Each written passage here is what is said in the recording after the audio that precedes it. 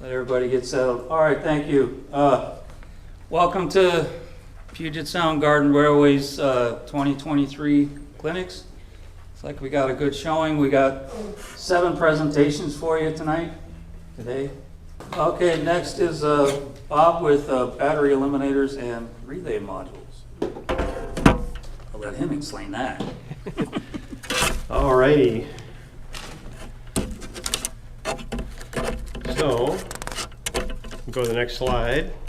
So, you may, when you're out shopping around for things, you might find little, like battery operated devices that are real cheap for different holiday things.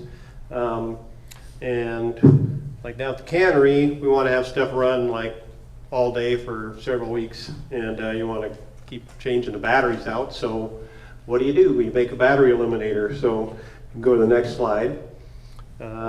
This is a picture of what I've got up there. Now you might think, well, all I have to do is just cut the wire and just run a little power supply over to it and it'll light up. But what you will miss out on is all the little functions that you can do by pushing the button. It can flash different colors. This one was for Halloween. So you lose that ability to change what it can do if you just cut it. If you just put power to it, you're going to get one color and it's going to be on all the time.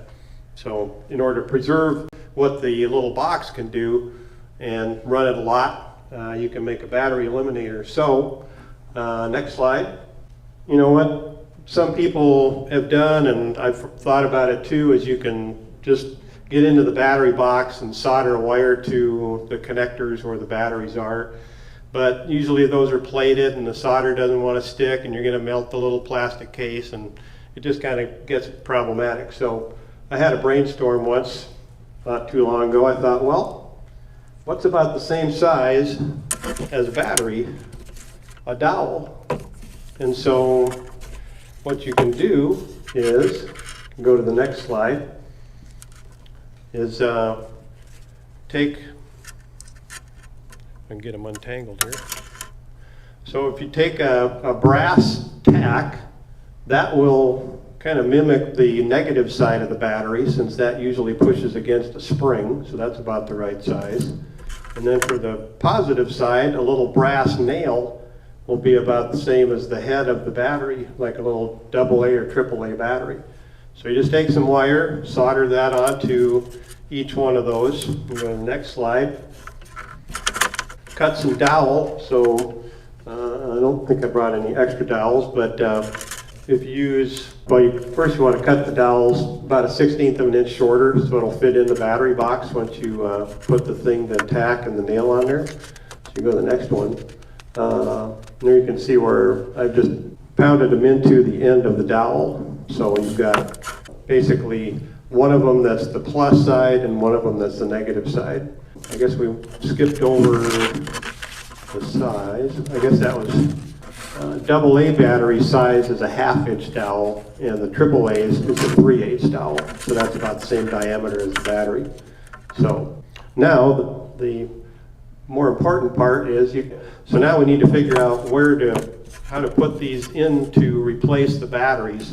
So that's kind of the worded explanation. If you go to the next one, I've got a picture, next slide. So if you think about it, I don't have a laser pointer, but the batteries, when they're in there, like for a 3 battery setup, that's essentially 4.5 volts when you add up all the 1.5 volts from each battery. And so one end of that is going to be the plus side, and then you go through the batteries in series, and then the far end of that is going to be the negative side. So to replace the batteries, if you think of like a battery pack in our battery powered locomotives, it just has a plus and a minus. So that's kind of what we're doing here. I'm just replacing the battery that's got the positive connection with the one that has the nail, and the one with the negative connection with the tack. So we don't even use the middle section because we're just basically putting a power pack or a battery pack in place of the 3 batteries that were in there. Now, if you've got a device that only has 2 batteries, then it's real easy. You just put the plus one in so that it's pointing at the little contact, and the minus one in so it's at the spring. Just stick them in and place the batteries and you're good to go.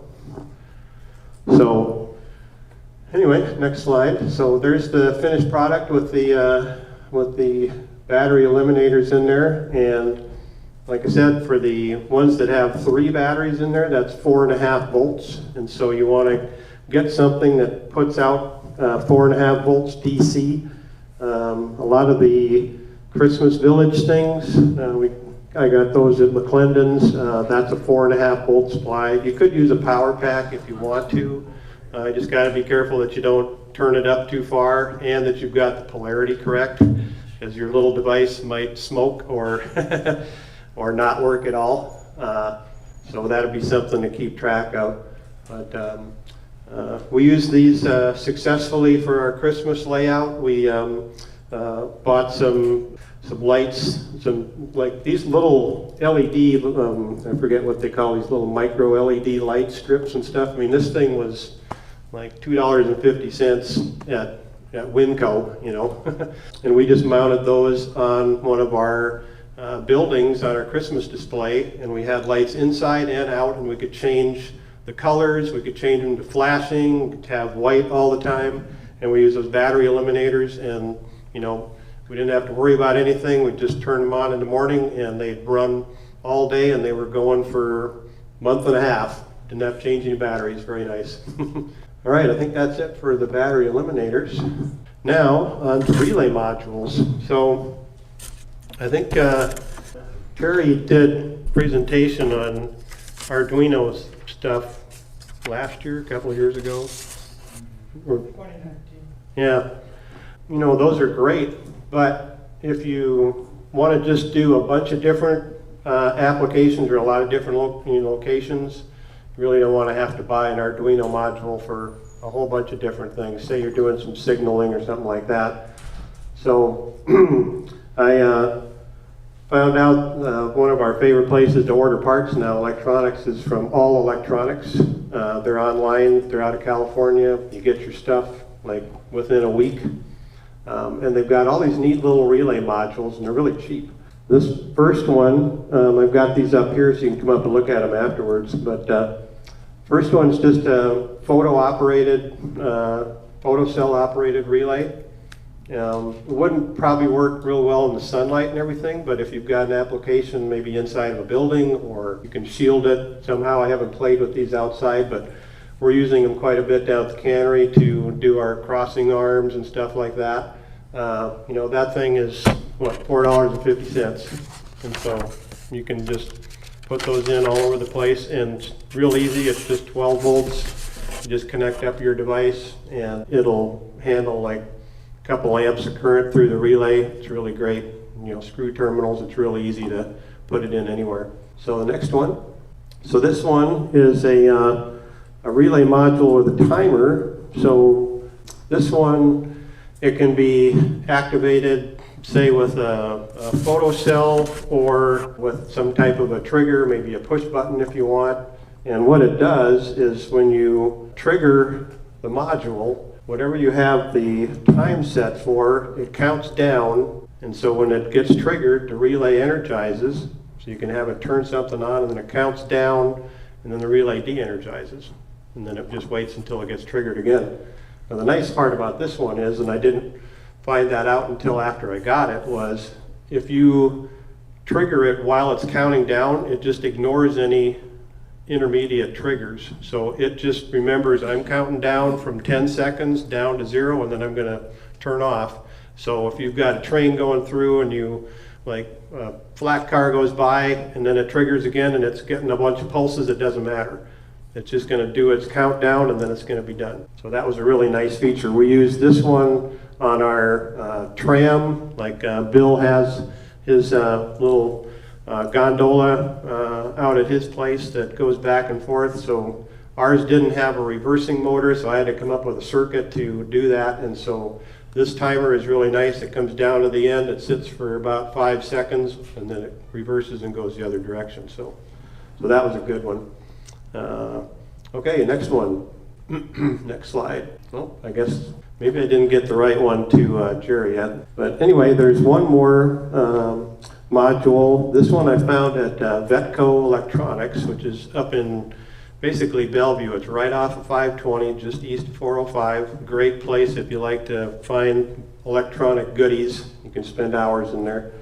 So we found these little nifty devices from All Electronics. It's basically an emergency beacon, and you can set it for different modes. It'll do all kinds of things. You know, it's basically made to, if you break down on the highway, you can put it out behind your car and just set it on the ground, and you can drive over it and it won't break. But anyway, we thought this would be cool to have on a train. You know, lights always gather attention. The tough part is that, as you can see, I have to push the button to get it to start doing something. So the challenge is, how do I, with a train that's 9 feet up in the air, I'm not going to crawl up on a ladder every morning to turn this thing on. So I needed to come up with some way to imitate pushing this button to get it to turn on in the morning. So this relay module, there's a mode there where when the power gets applied, you can program it to where it will wait for a certain amount of time. It'll energize the relay for whatever time you want, and then it'll de-energize the relay. So it was perfect for wait until the power comes on, push the button for like 1 second, and then don't do anything after that. So in theory, it works great. So I can demonstrate. So this is just the standalone one that's battery powered. This one, I've got my battery eliminator in there, and I've got a wire connected across the switch inside. So if we look, right now there's no power to this one. If I turn the power on, this thing's counting down, 4, 3, 2, 1, did a little click, and then it turned it on. So it worked perfectly. It works great on the bench. However, when you're running on track power and you've got power interruptions and maybe a little bit of dirty track or something, it causes this thing all kinds of headaches. So I'm still working on trying to get a nice steady power to the thing. I've got a power car that JT mentioned, just an old gondola that I've got some little power supplies in there. I've got some keep alive circuits, so I'm still working on it, trying to get it to where when they turn the trains on in the morning, if we do it or the salespeople go in and just turn the throttle on, then we can get our lights to come on and start doing their thing. So anyway, that's all I've got. Any questions? Hey, Bob. Yeah. Why wouldn't a bigger capacitor work with that for a dirty track? I've tried some bigger capacitors, and the problem is that when you hit that dirty track, the way that this thing is set up, it's going to think that that's a trigger, and you know it will have timed out already. If you get even the slightest little glitch, it's going to trigger it again, and so it. But I actually had this mounted on a car, and I think I was gone, and so I told JT, hey, give this thing a try. So it was running for a while. He'd sit there and watch it, and then it would turn off, and then it would go to a different function. Then it'd be off for a while, and then it'd come on again. And we were like, what on earth is going on? So like you said, experiment, try it out. So these electronic challenges are part of the fun that I'm having down there. I'm just having a great time with this. So anybody else? Okay, thanks.